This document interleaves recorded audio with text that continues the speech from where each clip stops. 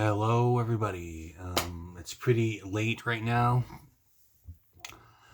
where I am, so I just decided to make a video. I was a little bored and all that, and just decided I was going to make something, um, just something to pass the time. Not the greatest horror movies ever made, but some films that I really cherish in my collection. Um, the first one is a film that I remember watching many moons ago, and I heard that it was released on DVD, but I never knew there was a third part. I think last year or the year before, never knew they made a third movie out of this. The second one was terrible, but I heard the third one is pretty horrendous. So I'm mostly talking about the original Extra. Amazing film, such an awesome film. It's pretty much about a father and all that gets abducted by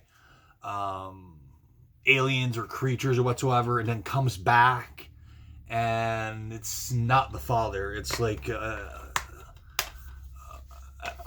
some sort of demonic entity or evil alien or something like that.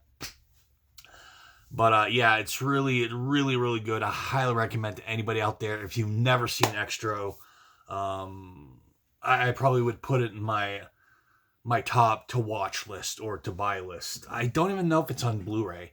I know the third one's on Blu-ray. I think it's Vinegar Syndrome or Arrow Video. No, I think it's Vinegar Syndrome that has it. But I never knew. I never knew that there was a third part to that. So the next one is an amazing film. I have the original trilogy of this on DVD. A lot of these movies I don't buy on Blu-ray because they're so freaking expensive. And certainly here in Canada, it costs you an arm and a leg. Certainly starting to collect Scream Factory, Arrow Videos, Vinegar. I know they're special boutique type titles and everything, but man, they're so freaking expensive. And if I want to grow my collection with awesome shit, I need to buy them. But for now, I'm good enough with the original DVD. Night of the Demons, awesome little flick. Kevin Estinay, I have him on Facebook, and really awesome. Really seems like an awesome dude. I think he directed the first and second Witchboard, which I don't think I've ever seen. But yeah. The next one is probably one of the most effed up movies, certainly French one, that I've ever seen in my entire freaking life. And yeah, it's messed up. And yeah, pretty sure a lot of you people out there have seen it, Martyrs. Not the most messed up movie ever made, but to me it is messed up. Certainly the ending of the film, a lot of you people have seen it, know what I'm talking about. The next one is an awesome little flick that I remember buying years ago on DVD and liking it. And when I think it's, Scream Factory. Scream Factory released it. And I think there's only like one. I don't have that many Scream Factory releases and all that with slipcovers. It's really rare. So it's really funny that a lot of slipcases, mostly a lot of these slipcases, Arrow Video or like Limited or Scream Factory, a lot of these companies make limited edition slipcovers and all that, and need to collect them. So yeah. But yeah, the movie is Dolls. Really awesome little flick. Mostly about dolls and all that protect their owners and everything, and just start killing people. It's been years since I've seen it. I love this movie so much. And this is the reason why I love the 80s, is because you had so much imagination back then. You had a lot of little tiny studios, and people would pop up ideas, and even if it was bad and all that, you did it. Sometimes it came bad. Excuse me. Sometimes it came back horrible movie. Sometimes it came good. The '90s was pretty much the downfall to horror films, in my opinion. But the '70s and '80s, '50s, '60s, '70s, '80s, those 4 decades were awesome. The '50s, you had monster films and everything, creature films and such. The '60s, I think the '60s was a little more experimental and stuff. The '70s brought you like movies like Carrie, movies like Jaws, movies like The Texas Chainsaw Massacre, and all sorts of amazing horror films that to this day still have a cult following. The next one is another film that I really, truly, truly, truly love. Motel Hell. It's technically a brother and a sister and all that. They have a motel and they take a lot of people, kill them, and make jerky out of them. That's technically what the movie is about. So, yeah, it's fun. It's a fun film, and this is why I love. Again, I'm repeating myself. This is why I love '80s films. They were fun. They didn't take themselves serious. They were fun. Now, to me, Hollywood has always been that way, but now the last couple years, it's we have to make a movie. We have to make a movie just because we want to win an award and all that. I would give the big middle finger about the damn award. I don't really give a damn about awards. I just want people to make good damn movies that I can sit there, enjoy them, and have fun watching them. And a lot of times, movies from now, I look at them and why did I pay money for that fucking shit? It doesn't make sense. It's like Hollywood doesn't give a damn anymore about making movies.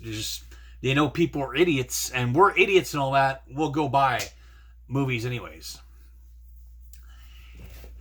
And yeah, the next one is an awesome film. 1980, I think, 81. Pretty much a transformation of the werewolf and all that. It was pretty groundbreaking for 81, 2 years before I was born and all that. Really awesome little film. There's one, an American Werewolf in Paris. Not as good as this one, but yeah. The original cult classic. The remake was good, but I'll be honest, I love this one a heck of a lot more. The original Carrie, Sissy Spacek, and Piper Laurie as the mother and all that. Just really an amazing chemistry with those two actresses and all that, and just the story itself. Just a young girl that doesn't fit anywheres, and just yeah, and she starts developing telekinesis and everything, and yeah, and their mother's pretty much a Bible thumping nut or and such. So yeah, the next one is one that I don't really remember too much, but yeah, Rawhead Rex, pretty good little flick. It was written by Clive Barker, the director of the amazing Hellraiser film.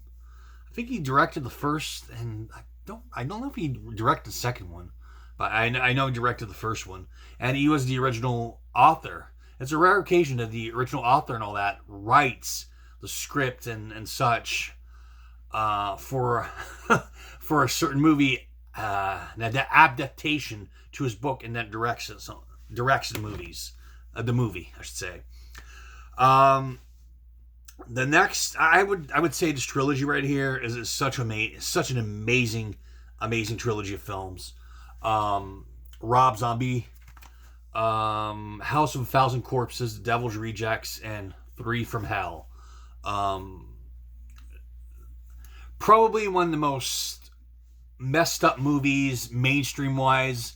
I would say like mainstream that everybody watched and everybody saw and everything.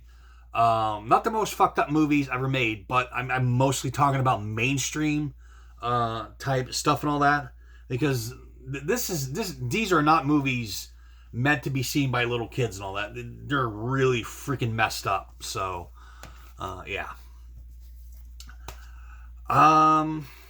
This one right here, I just really don't know why they did not make a sequel to this. Just really, really a funny spoof type movie. Just making fun of the slasher genre or the teen slasher genre and such. Tucker and Dale versus Evil. It's pretty much about Tucker and Dale and all that. They're just really two rednecks living, I think, in a cabin or something like that, living somewheres.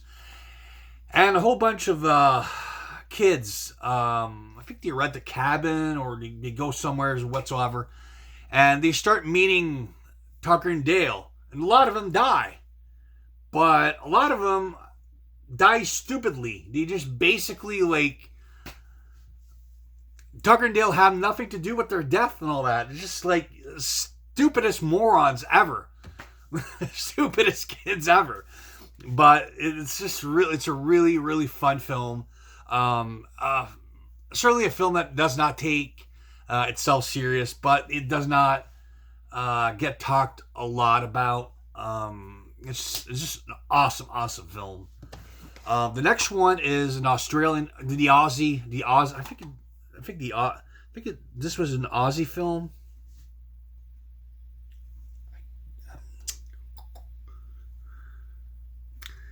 I don't know if this was an Aussie film, but I remember watching it the first time. I just really, really loved it. And another movie that does not take, that does not get talked a lot about, and The Loved Ones.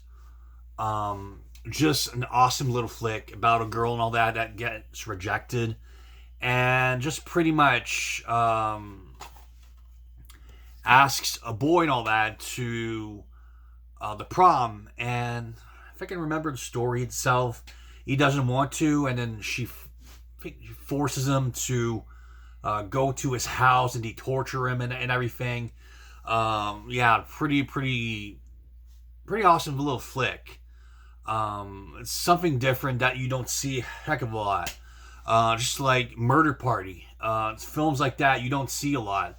Just a guy getting invited into like some sort of murder party and all that. That he's the victim that they're gonna kill. What other ones?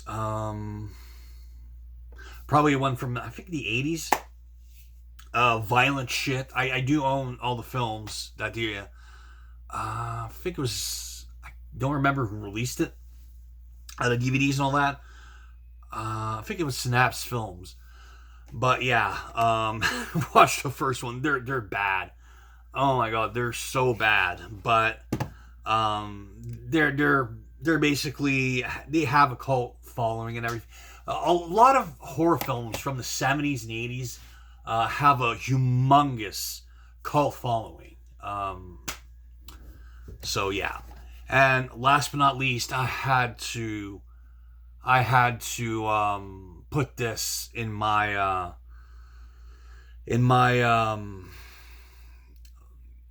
my video as the last item, because I have so much respect for him.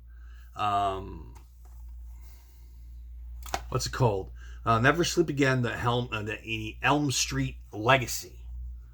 I need to get the Blu-ray of this at some point. Dang it. Okay. See if the lighting. But anyways, yeah. The lighting's back. Sorry about that. But yeah, just pretty much talks about all the Nightmare on Elm Street films. Really, it lasts hours. I think it's like, I don't know how many hours. 240 minutes. So that must be like 4 or 5 hours, something like that.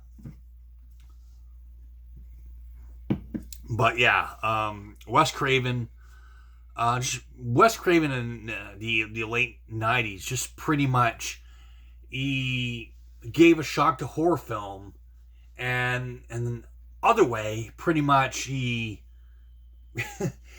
created another genre of films that later on would become big, back in the late '90s and all that, the teen horror films or teen comedies and such.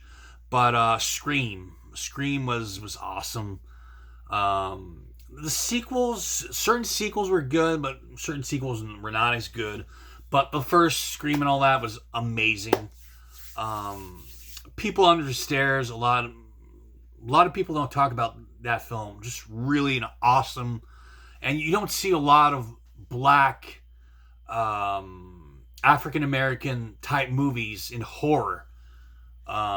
Just really an awesome little flick, and I'll be honest, it's probably some of my favorite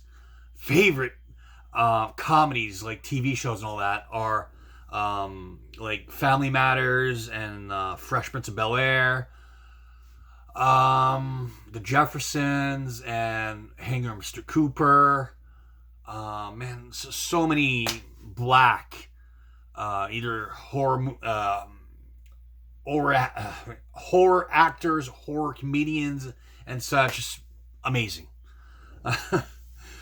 But yeah, I'm trying to say all sorts of things and all that. Make sure I don't pretty much offend anybody. But yeah, what else really can I say? I would highly recommend mostly a lot of really B, probably Z graded. Mostly, if you want to see a lot of good horror films, I would highly recommend that you get Shudder. I think Shudder is $5-6 a month. It's an amazing little place. If you've never seen a horror film, or if you're pretty much want to explore something different compared to the big Hollywood horror films that they gave you in the last 10-20 years. If you want to see a lot of giallos, or a lot of Italian zombie films, or some other garbage films that were amazing back in the day. I call them garbage films, but they're so good. They're so bad, but they're good type of films. But yeah, Shudder. I've had Shudder for many years, and I've watched a couple of films on there. I just really truly enjoy it. It surprises me here in Canada we have it, because there's a lot of stuff we don't have. But yeah, yeah, it's pretty much what I can say. Yeah, probably at some point I'll probably do either my comedies, or probably do animation, or probably some other subjects and all that. Probably talk about the giallo genre. At least I own like one giallo in my collection. I think it's the bird with the crystal plumage, which I just really freaking fell in love with that movie. But anyways, hope you enjoyed the video. It was nothing really amazing. Just me flapping my gums, just talking about movies that I love, and just sharing a lot of stuff that I've learned over the years and all that, and such. So anyways, goodbye.